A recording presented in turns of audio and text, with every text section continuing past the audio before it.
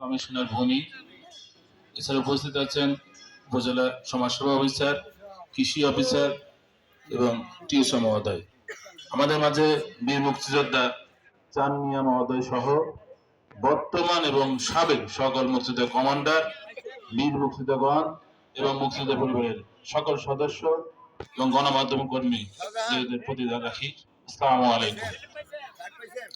আসলে আজকের দিন আমার জন্য একটা গর্বের দিন, দুইটি কারণে।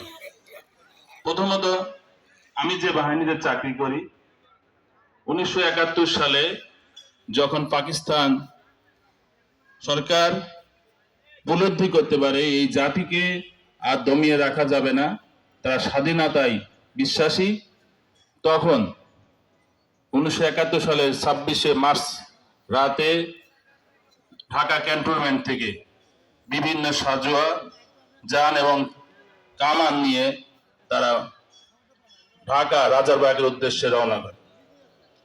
কারণ পাকিস্তান বাহিনী জানতো যে এই পুলিশ বিভিন্নভাবে এই দেশের মানুষকে স্বাধীনতার স্বাদ উপভোগ করার জন্য প্রশিক্ষণ থেকে বিভিন্নভাবে তাদের উৎসাহিত করছে।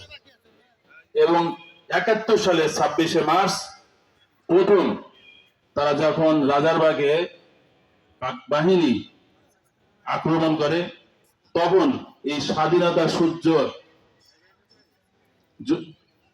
উদয়ের জন্য সর্বপ্রথম আমাদের একজন পুলিশ সদস্যই তৎকালীন 303 রাইফেল দিয়ে গুলিবর্ষণ করে একজন পাকিস্তানি সোলজারকে নিহত করে।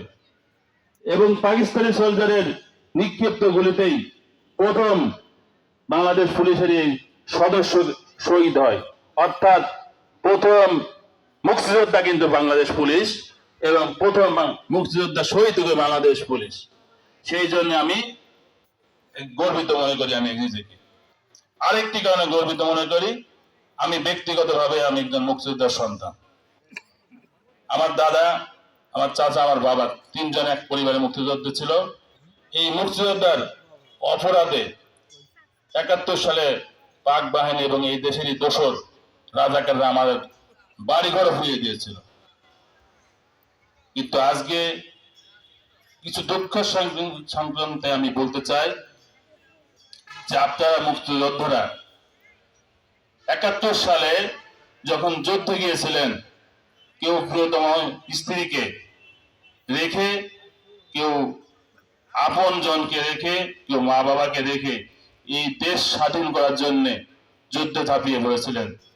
তাদের মধ্যে কারোর মধ্যে আশা ছিল না যে আমরা বা আমি মুক্তিযোদ্ধা হিসাবে আমি আর দেশে ফিরে আসব।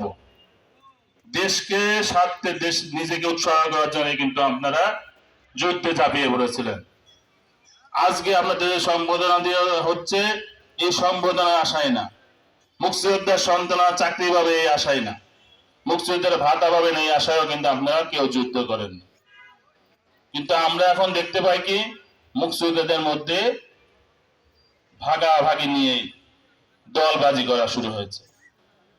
আপনাদের উচিত বছরে 2টা দিন হলেও এই দলবাজি বন্ধ করা। বছরে 2টা দিন আপনাদের দিন, এই 2টা দিনে হলেও আপনাদের এক থাকা। এখানে অনেক বক্তব্য প্রকাশ করছে, আপনারা দ্বিধা বিভক্ত, বিভিন্ন দলে উপদলে বিভক্ত। আমি আপনাদের অনুরোধ করব, একজন মুক্তিযোদ্ধার সন্তান হিসাবে বছরে 2টা দিন আপনারা এক থাকেন। আপনারা এক না বলে অনেক রাজাকার আজকে মুক্তিযোদ্ধা হয়ে গেছে। আপনারা এক না বলেই একজন মুক্তিযোদ্ধার বয়স আজ 74-75 হওয়ার উচিত ছিল। অনেকে আছে 70 বছরের নিচে বয়সে মুক্তিযোদ্ধা, ভুয়া মুক্তিযোদ্ধা। আপনারা এক না বলেই বাংলাদেশের 74 বছরে এখন রাজাকারদের তালিকা হয়নি। আপনারা এক না বলেই স্বাধীনতার স্বাদ 54 বছরেও আমরা পাইনি। আপনাদেরকে আজকে আমি বিশেষভাবে অনুরোধ করব, একজন মুক্তিযোদ্ধার সন্তান হিসাবে আপনারা এখন রাজাকারদের তালিকা করার জন্য আপনারাও আন্দোলন করেন। আপনারা এখন আপনাদের ন্যায্য দাবি আদায়ের জন্য এই যে যারা ভুয়া রাজাকার বা ভুয়া মুক্তিযোদ্ধা আছে তাদেরকে এই মুক্তিযোদ্ধার তালিকার থেকে বাতিল করে শর্ট অরিজিনাল এবং যারা প্রকৃত মুক্তিযোদ্ধা তাদেরকে তালিকাভুক্ত করতে আপনাদের আন্দোলন করতে হবে। আমার জানা মতে অনেক মুক্তিযোদ্ধা আছে যারা প্রকৃত মুক্তিযোদ্ধা করছে, বাট তাদের কোনো সনদ নাই বা কোনো তথ্য প্রমাণ তারা উপস্থাপন করতে পারে না। লাল বইয়ে তাদের নাম নাই, হয়তো এই জন্য তারা মুক্তিযোদ্ধা হতে পারেনি, কিংবা অনেক ক্ষেত্রে দেখা যাচ্ছে তাদের বাবার নাম বা তার নাম ওই লাল বইয়ে ভুল হয়েছে, যার কারণে সে মুক্তিযোদ্ধা ভাতাও পায় না, মুক্তিযোদ্ধা প্রাপ্য সম্মানও পায় না। কিন্তু ভুয়া মুক্তিযোদ্ধারা এই দেশটাকে এই মুক্তিযোদ্ধাদের মধ্যে বিভেদ সৃষ্টি করছে। আপনাদের অনুরোধ করব, আপনারা কারা এই ভুয়া মুক্তিযোদ্ধা এগুলো আপনারা উপস্থাপন করবেন প্রশাসনের কাছে। আমরা যারা প্রশাসনে আছে আমরা আমাদের নিজের থেকে উপর মহলে জানাবো এরা ভুয়া মুক্তিযোদ্ধা, তাদেরকে মুক্তিযোদ্ধা তালিকা থেকে বাদ দেওয়ার ব্যবস্থা করতে হবে।